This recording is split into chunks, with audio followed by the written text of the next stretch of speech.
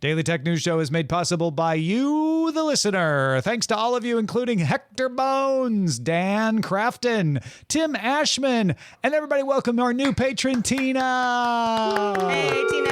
Yay. We love Tina. We love Tina. On this episode of DTNS, lots of large language model companies want you to wear their AI. Intel announces when its CoPilot Plus compatible chips are coming and why a digital game store closing does not have to be the end of the world. Scott Johnson's here to help. Don't panic. This is the Daily Tech News for Wednesday, July 31st. After today, there is no more July 2024. In Los Angeles, I'm Tom Merritt. And from Studio Animal House, I'm Sarah Lane. In Salt Lake City, I'm Scott Johnson. And I'm the show's producer, Roger Chang. I have to correct myself. There will be another July next year. I wasn't trying to imply we're done with Julys forever. Yeah, this is the end, guys. No more July 2024. You have to wait a year. I know. It always at the end of July, you're always like, oh, I have to wait a whole year for another July. But yep, that's just the way it works. No more Christmas in July. It's Christmas in August, starting tomorrow. Let's start with the quick hits. Delta Airlines CEO Ed Bastian tells CNBC that its IT outage caused by the infamous CrowdStrike bug earlier this month, which grounded thousands of its planes, will cost the company $500 million. Delta plans to seek damages from the disruptions. Roughly 8.5 million Windows devices were affected worldwide, which stranded airline passengers, particularly hitting Delta and prompting the U.S. Department of Transportation to open its own investigation last week. Evernote users, prepare for your booze. Italy's Bending Spoons said it has acquired WeTransfer. That is a file-sharing company that is fairly beloved. It was founded in 2009, has 80 million active monthly users, pretty decent price for monthly storage.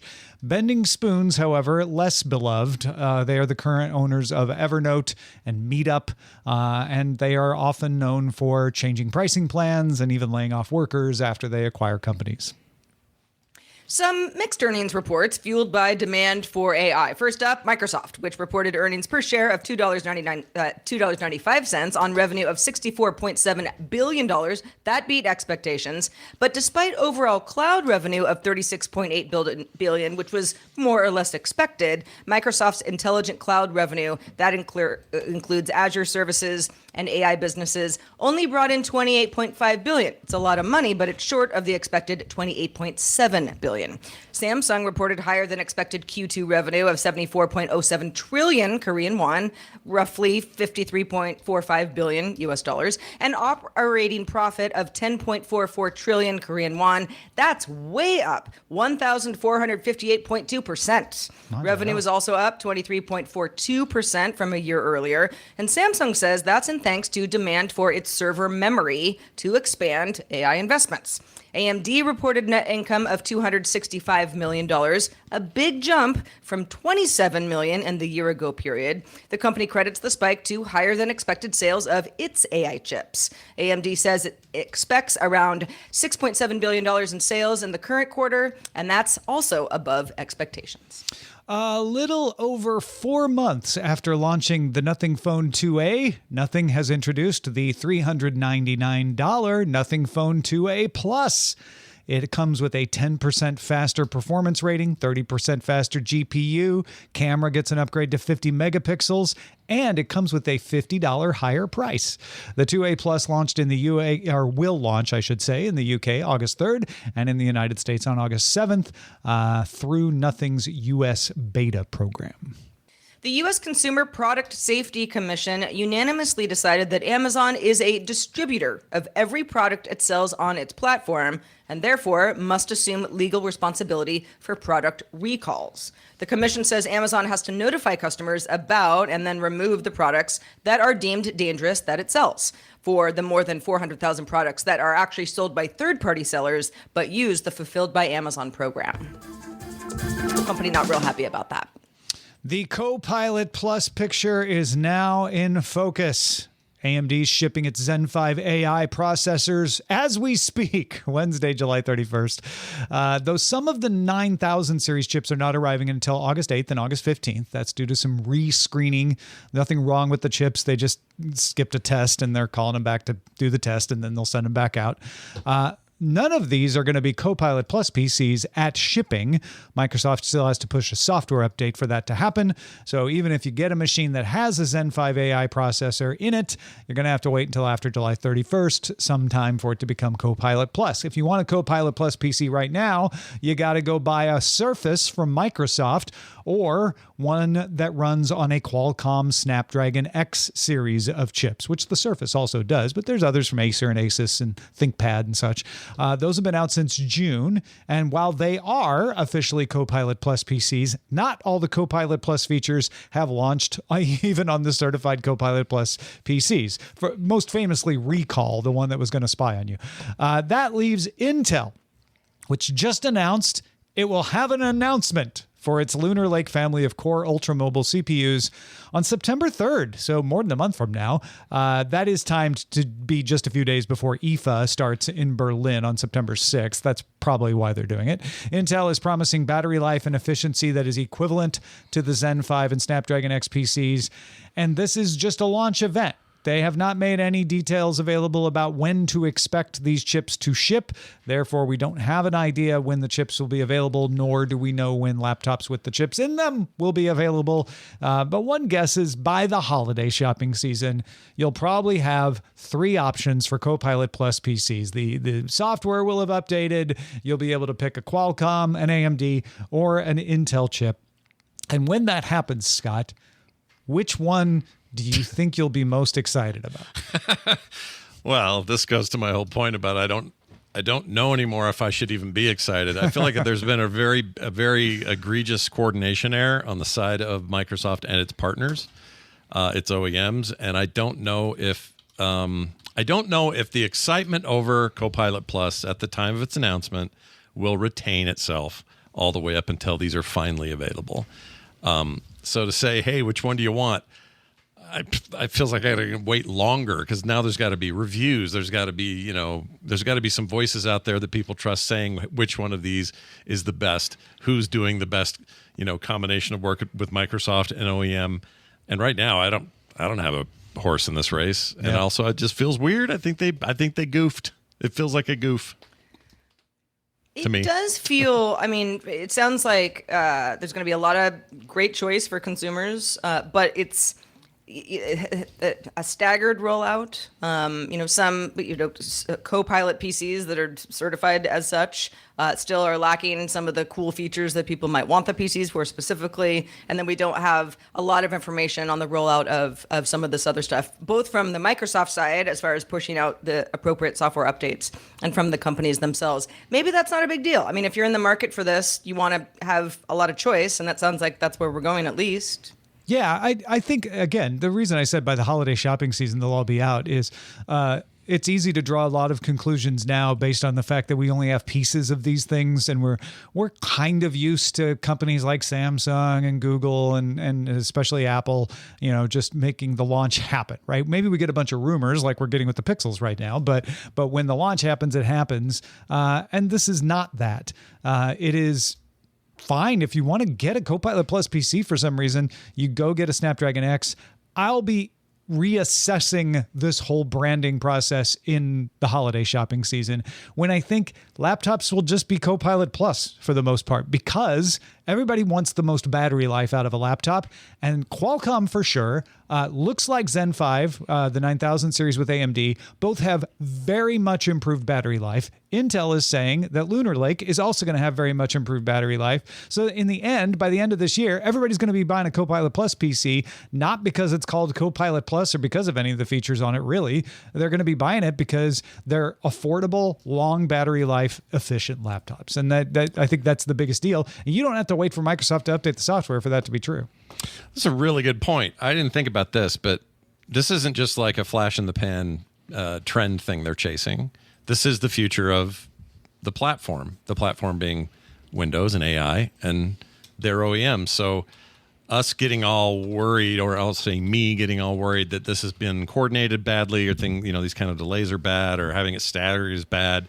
That may all be true, but in a couple of years, this is just all of them, right? Yeah. Like this is just what we're doing. This is the future of it. So maybe it isn't as big a deal as I think it is. If for early adopters who are just kind of waiting around trying to figure out what the best thing to do is, maybe they're at a disadvantage at the moment. But long term, this is like saying, oh, I can't believe we're getting CD drives in the 90s. I wonder how fast these will be uptake. And then before you knew it, everybody had one. It was just normal. It was standard. I'd be more concerned about the fact that Azure and the intelligence sector didn't grow as fast in Microsoft earnings report, meaning that maybe not as many companies are seeing CoPilot as a positive, meaning that the CoPilot plus branding itself may not be that meaningful, except for battery life and efficiency and all that. Sure. Well, if I say the name Avi Schiffman, you might say, that sounds familiar. It might be because he built ncov2019.live. That was the website that tracked and still tracks COVID-19. Pretty popular, even won a Webby Award. But Schiffman is now working on something very different. It's a no-screen, AI-powered device called Friend. Yes, Friend. Aw. You wear it around your neck like a pendant or a necklace, and it connects to an iOS device by Bluetooth. Might come to Android soon, but iOS for now. So Friend is just monitoring you through the day silently. It's listening to you. You can initiate a conversation. It's got a physical button on the pendant itself if you want to, start talking. Then it responds through an app that's on your phone. So it's always connected to the phone. Conversations can also be started directly through the app. So you've got some choice there. And then Friend will try to literally be your friend without prompting, such as wishing you good luck before a job interview if it knows that that's coming up soon. It doesn't promise much more than that. It's not a one-trick pony, but it's a friendly pony. Not a therapist, not a doctor, not giving clinical advice, not even really a productivity assistant. It's a companion. If the always listening part is like you're like I'm out, or at least it's giving you pause. Friend says, we're not going to store any recordings of what we hear. This is all on device. It is just monitoring so it can understand you as a person and be a good friend. In fact, if you break or lose the device, you lose your friend because everything's on the device. There's no backup method. There's no cloud storage. But you can manually delete all its data, including the text that it has sent you on your own, if that's something that you want to do. If you're interested, pre-orders are open now. Friend is $99 and it ships in January of 2025.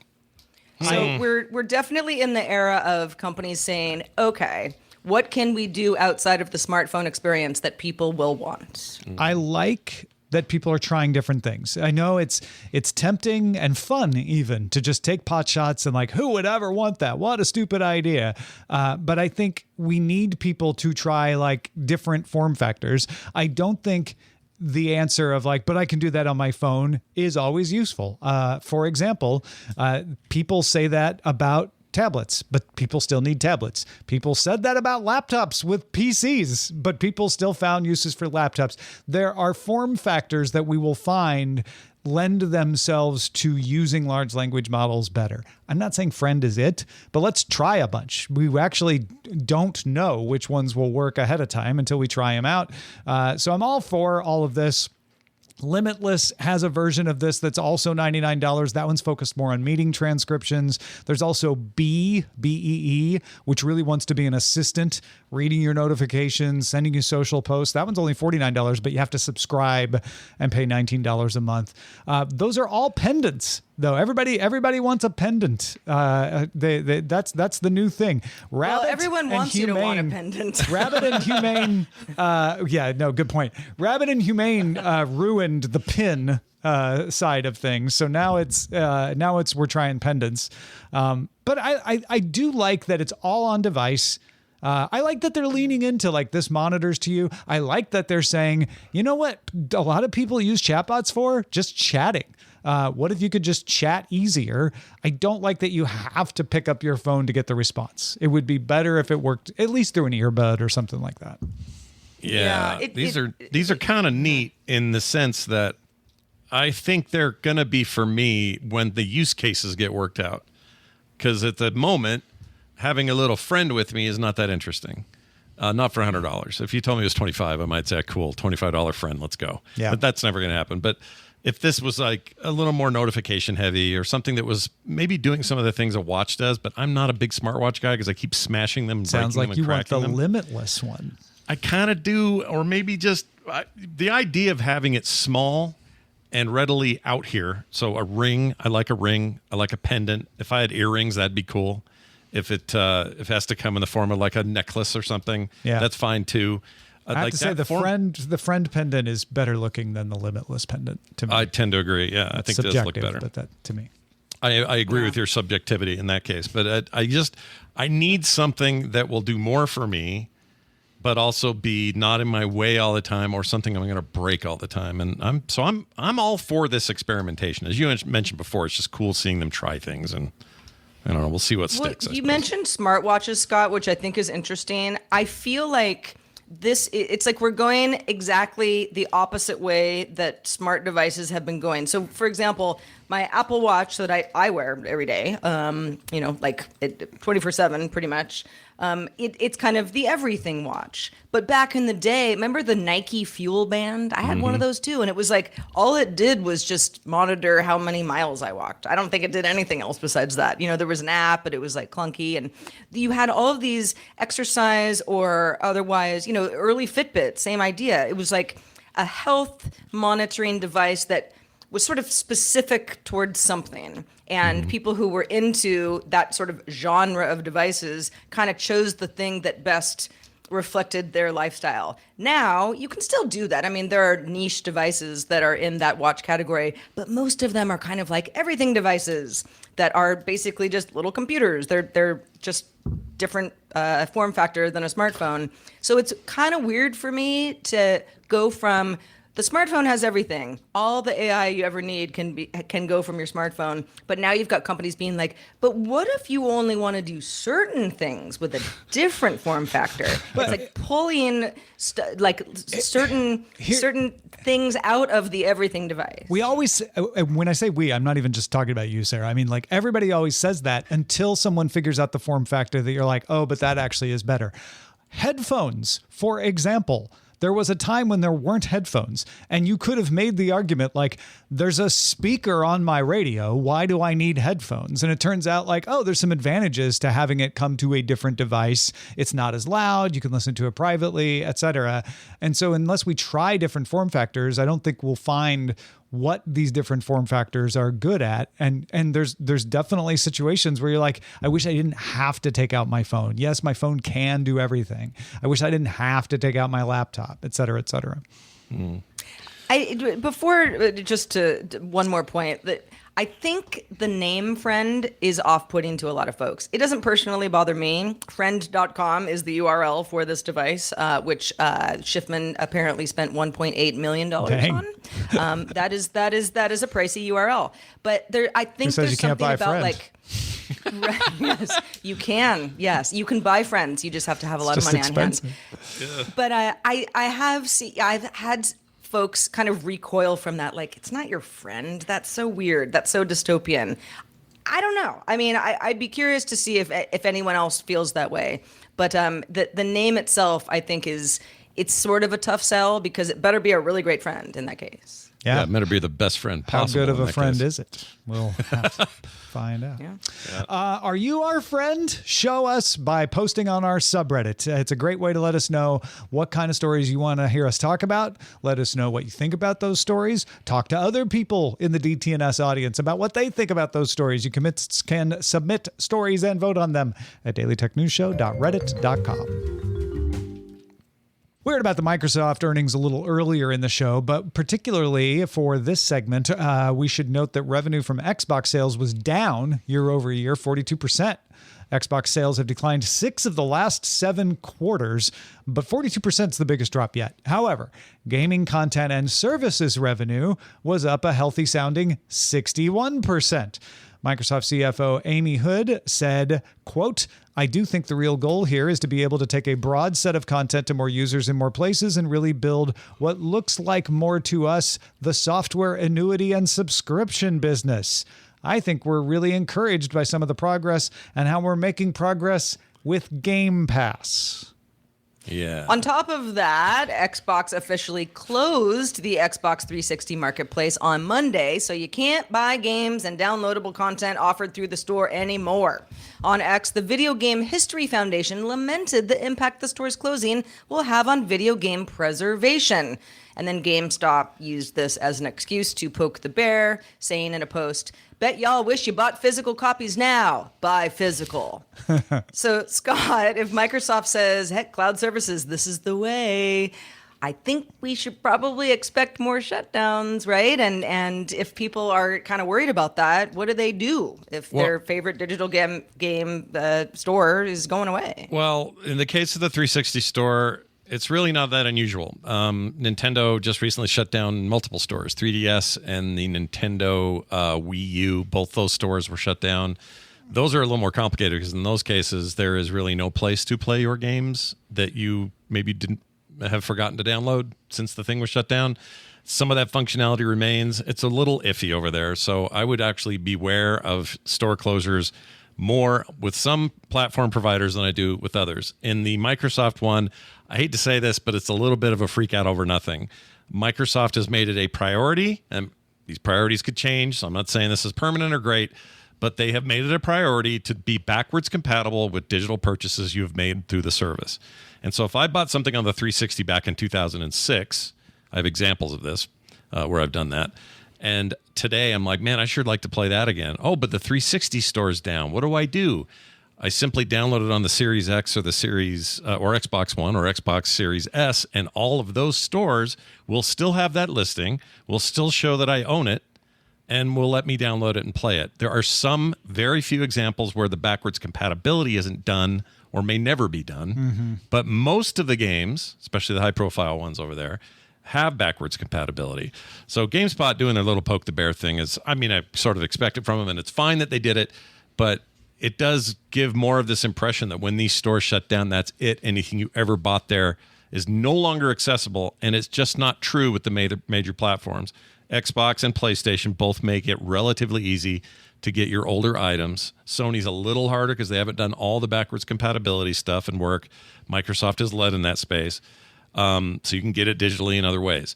On PC in particular, Steam is very good about this. I can buy a game in 2005, 4, and that thing still just runs.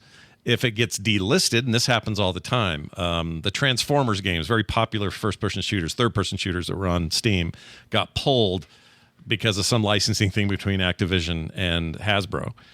If I bought it during the time it was available, all I got to do is go to the store, if it's even uninstalled, and say, let's reinstall that, and it will. They just don't have it there for people to buy new. You can't just go in there and say, I'm going to buy a Transformers game today. But you can go in there if you already own it and download it and play it. And I would argue that the PC is the most friendly version of what we're describing here in terms of how accessible your old stuff is. To the point, though, of a store shutting down, this is certainly not the first, and it will not be the last. This is what they do. I mean, eventually nobody's using them in any measurable way, and so they have to shut them down. Else, what are you going to do? Just leave it on perpetuity for 1,000 years? Probably not.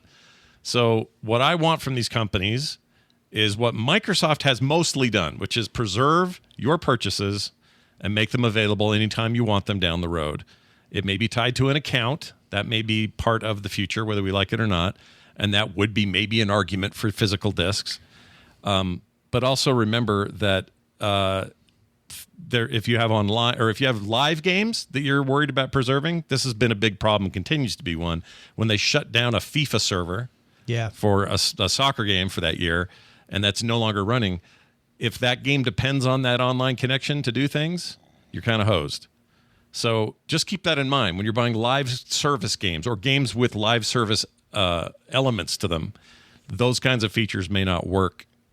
You know, they're not going to work in perpetuity. I can promise you that. There's a lot of third-party stuff happening with like fans who figure out ways to spoof servers and make it see what it thinks is a server and then run the games anyway. There are some companies like City of Heroes famously said, you guys can take our MMO and make private servers. We will give you the license to do that. Here's a couple of rules, but for the most part, it's on you now to keep it alive, keep the hope alive, and keep it running. That's a lot better than it just being a dead game and nobody can access it. So we are seeing inroads in this. I don't see this particular announcement as anything more than this is standard for these stores, but don't go thinking too much that you've lost everything necessarily. You're probably going to be okay. If I may, on behalf of these 700 people in the audience shouting in unison this right now, well, sure, Scott, this time. But what about the future? What about the next time they take it down and they don't do backwards compatibility? How long are they going to keep these libraries? Well, sure, Valve does it, but what about other companies? Yeah, you're not wrong that we are dependent a little bit on the good graces and benevolence of these big mega corporations that can turn on a dime and pivot if it's not in their best interest. So that's a fine thing to be concerned about. Here's the good news. After all is said and done, life finds a way. And by that, I mean, players have figured out a way to do preservation when the companies won't. And the companies hate that because they want to control this stuff, but they also don't want to do the work to do it. Players do. And so I think that effort is enough pressure for a lot of these companies to keep the fire burning.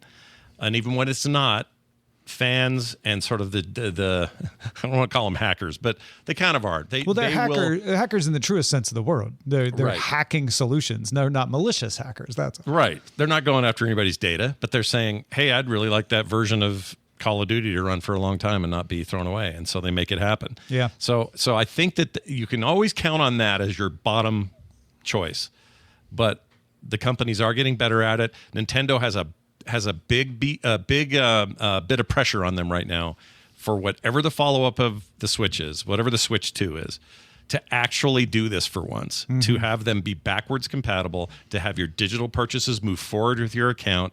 Like they're 10 years behind everybody else in this regard. So I really, really hope that happens with them. One of the biggest weapons in preserving the compatibility of games is those 700 people yelling, right? It's like companies, even if you're a minority, companies don't want that out there. They don't want the negativity out there. So they will bow to pressure more often than you think they will, I think. Yep. I think so. All right, let's check out the mailbag. This is one of the more interesting mailbags we've gotten recently.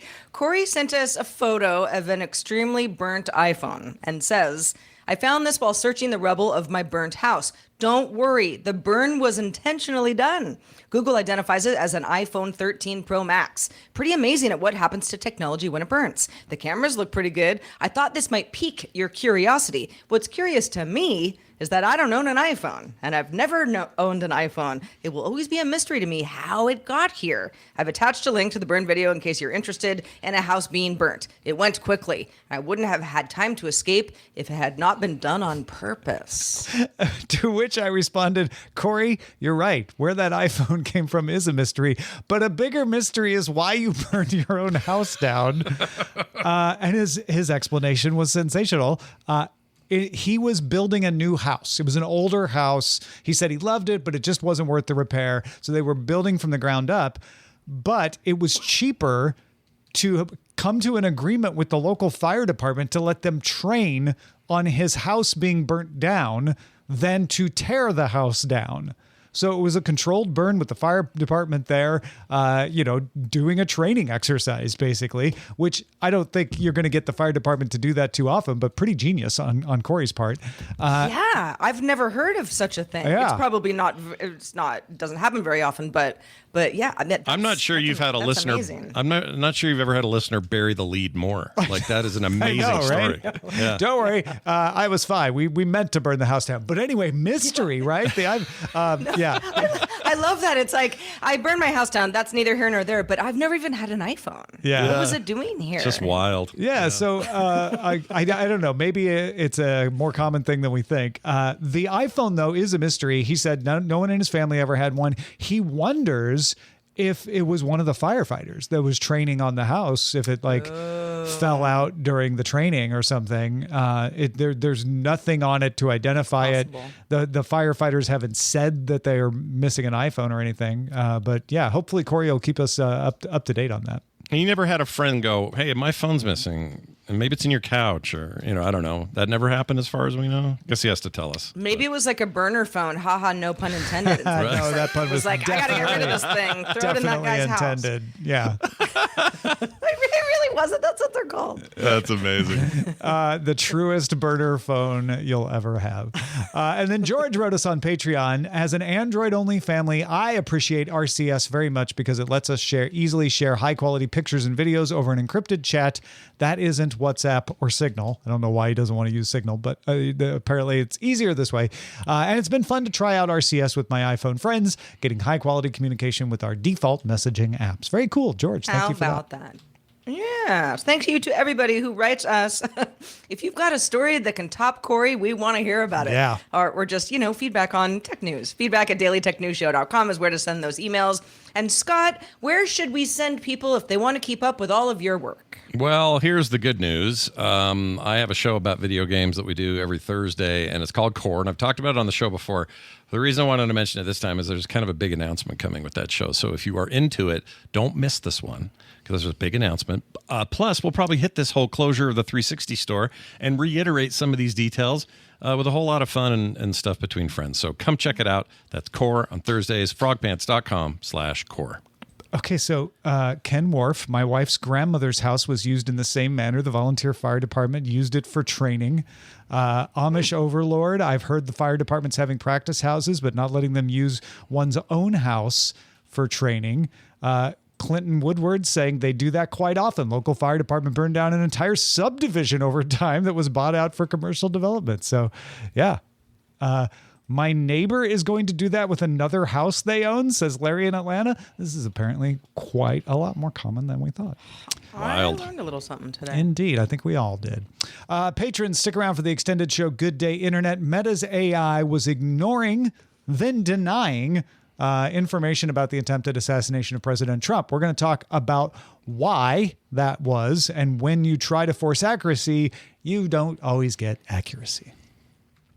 You can find our show live Monday through Friday at 4 p.m. Eastern. That is 2000 UTC. And you can find out more at dailytechnewsshow.com/live. We do it live. We're back tomorrow doing it live again with Justin Robert Young joining us. Talk to you then.